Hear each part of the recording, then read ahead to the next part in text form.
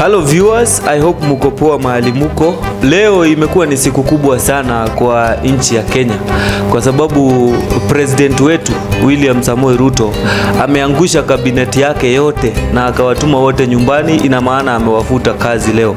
So we are here to discuss about the matter and what it means for the country, what does it mean to the government and what does it mean about the protest ambazo zimekuwa kwa nchi yetu for the past around a whole month. And I think it's a good moment for Kenyans. People have celebrated that the demonstrations hazijapotelea hivyo, that matunda imepatikana hizo demonstrations. So my name is Kim Explains and I will be discussing these issues together with my friend. He will introduce himself. Alright. Oh, so call me Elder. If you call me Elder, you must be having my official name is Dennis. Dennis. Okay. Sasa Dennis, you are aware kulikuwa na maandamano ya Gen Zs. Very much aware. It's a generational change. Nimeona a lot of analysts wakiongelea kuhusu hizo those who are involved in the maandamano. And they are saying that ni the youth, watoto walika yako yes. They wanakatana na the system as it is, of which they have a point. Yeah, we have all come to agree. We have the point that the Gen Zs have a point. Yeah. There is something that they are saying, and the president and the government have actually shown that they agree with the Gen Z. There is something that they are saying. No, we have had a lot of demonstrations across the country. Yeah, before we have had the opposition demonstrating. We had professionals demonstrating, teachers, doctors waki demonstrate, going for months, and most of the times that these demonstrations end up with a written agreement. But now this time round was a bit different. It was difficult to have a written agreement. Yes, who will be writing? There's nobody to engage. There is no leader. There is no form. And that's why there is no party. That's why so you're simply dealing with an invisible but visible problem. Unaona? Yeah. And if we had a leader, probably kuna mtu mwenye wangeketi na yeye. Yeah. The leader wangeketi na yeye, and the moment they sit down, they conclude things. But now the results of these protests ni instant. You know, here the president... Are we saying about the IBC? Instant. Are we saying about the finance bill? Instant. The president was only left with one thing to handle, to give a solution. There was no room. It is to do what they are saying. Yeah. Because anyway, you don't have anybody that you are... Not to discuss it, to do it. There is no dialogue. Yes, so exactly. he had only that option. Now so today marks a very important day for Kenya. That a whole cabinet has been fired. Exactly. What's your take on that? First, let me say that it is just the beginning of what we are expecting to happen. This is one of the things that we were talking about. Still, we have many coming to happen. And let me just say that this is one, and we are talking about many things to happen. So first, I can say it's a step taken, and it's a positive one. So the president did the will of the people who are holding the power. So the president had nothing to do. There was no option left. And this communicates a lot in future or in the time to come. First, let me say that whoever is going to be picked as the cabinet minister or cabinet secretary, do you think he will be joking in the office? There's no room for jokers in those offices. And if they joke, those who removed the current or the now we call them the former CSS are still watching. They're watching them. They have not stopped. Okay. Okay. So you see, I don't remember a recommendation by the Gen Z that the whole cabinet should be swept. I remember them identifying specific cabinet secretaries. Like Linturi has appeared in very many talks. Yes. I could see Moses Kuria very many times. I personally had a difference with the CS Cabinet Secretary for Transport. Former Cabinet Secretary for Transport, Murkomen. I didn't like his appointment because I couldn't understand why he was appointed when he was already elected as the senator for Elgeyo Marakwet. You know, one of the mistakes the I president didn't like CS Alice Wahome because I don't think he could have helped the president, and I'm not questioning about her qualification or anything else. My problem is that the president was elected under the bottom-up economic approach, but she could not explain a bottom-up economic approach. You remember that interview? I do remember very so well. how can you give what you don't have? The problem came when the president just awarded those politicians who were supporting him. That is where the problem began. But he had no option. He had options. No, he had no option. We don't say. Let me tell you, once, bro. Okay, where did he get the option of firing them? Can I share with you my perspective of things? Ruto had no option to nominate Competence as for cabinet secretaries or for any president according to the constitution that we have. The president has been left, or he has been given a loophole to reward his friends and to reward people that he knows in the government. Remember, the very first task that the president is given after getting into the presidency or after winning the position after election is to reconstitute a cabinet. Yes. So why is the president reconstituting a cabinet when there were other people serving in that cabinet? Because when President Ruto was being sworn in, the cabinet secretary for health was Mutahi Kagwe. You remember that? I do remember. The cabinet secretary for interior was Matiang'i. Yeah, super. We had a cabinet secretary for agriculture. We had all those ministries, all those cabinets had cabinet secretaries. Yes, they did. But when the president comes in, he has a constitutional obligation to reconstitute the cabinet. I want you to read your constitution well. And that article, that provision for the president to reconstitute it, I think, to me, I interpret it as the constitution giving the president an option to reward the generals that campaigned for him or the generals that sponsored him to the presidency. One thing I can tell you is that, and I know we will agree with you and a lot of viewers who are viewing us today, that the president does not run for the presidency because he wants to be paid the salary that the president is paid. Sure. The president does not run for the presidency because he loves the country so much and he doesn't have anything else to do but to serve the people. So it's not about service to the people. The president does not run for the presidency because he has a calling. No. There are other reasons why they run for that presidency. Exactly. It is everything to do with control. Power. They are after power. Even if the salary of the president was to be at zero, we will still have people running for that position. Fighting as they just to have power. Just to have control over the national resources, or to have that, to feel that. You're the boss now. And it is normally not about the person, the figure that we see running. You see, the presidency of Uhuru Kenyatta was not about the person Uhuru Kenyatta. There are many factors in play. There are people who are close to him that wants to get to power. I have heard times and again that his family want to maintain the power. That's where the dynasties came from. You've heard very many stories about these people who run the presidency who run for presidency, but it is not for them particularly, because it is not only, he is not the only financier to his campaigns. Yeah, sure.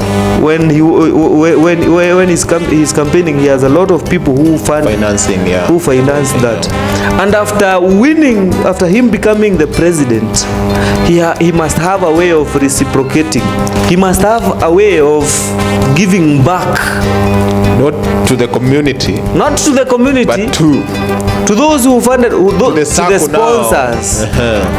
You understand? Yeah, I do. Now, if you can remember very well, and if you look at the brigade that was appointed as the cabinet secretaries, most of them, not most, in fact almost all of them, in fact we can say with a lot of confidence that all of them were part of his campaign machinery. They were rewarded individuals.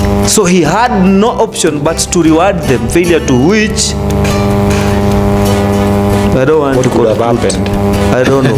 You know, let me differ with you a little bit, because despite that they supported the president to become the president, when he became the president, he swore to the people that he will protect and serve them, not serve those who campaigned for him. And that is where he got the power, not to serve those who financed him, but to serve the people. Now, it was optional. He chose the wrong option, of which I didn't like, because the moment he became the president, he had the power to choose serving the people who elected him, and the people were to be happy. And when the people are happy, they have the power again to re-elect him. These individuals who campaigned for him in the first campaign, he could have, let me use this word, he could have jumped them. Angewaruka. But you see, I don't like the fact that you're using the word re-elect. Because you don't run for the presidency to be re-elected. What do you do? The goal is to control. The goal is to get the power. The power, not for the next election, but for this particular already you have the power right now. Now, once you get the power, it is time to deliver what you promised to the people. To the people. Yes. I would think that it would be more better for the president to first of all come with a manifesto, bring it on the table, and then when appointing these very critical members of the government, like cabinet secretaries, you need to have very qualified people who lead each and every department for you to implement that manifesto. Yes. Which means that competence in terms of practical competence, academic competence, and even political competence is of very high importance. But now when it comes to for them and how they do it, how they have been doing it even in the past, they only considered, they put to consideration a lot more effort. Almost 90% is political competence. They give leadership to politicians so that these politicians can hype, or they can use them to gain power in the next time, so they don't focus on performance. And whereas I think that the most consideration should be given to education performance, academic qualification, practical qualification, professional qualification to departments where you are being appointed to. You can tell that people like Matiang'i were not politicians. They were not politicians. They have never been politicians. When that position was being managed by politicians, you know what happened with people like Kaimenyi. Exactly. Before Matiang'i became the cabinet secretary for education. Education was a mess. You know what Kaimenyi had done to education? Exactly. Because he was a politician.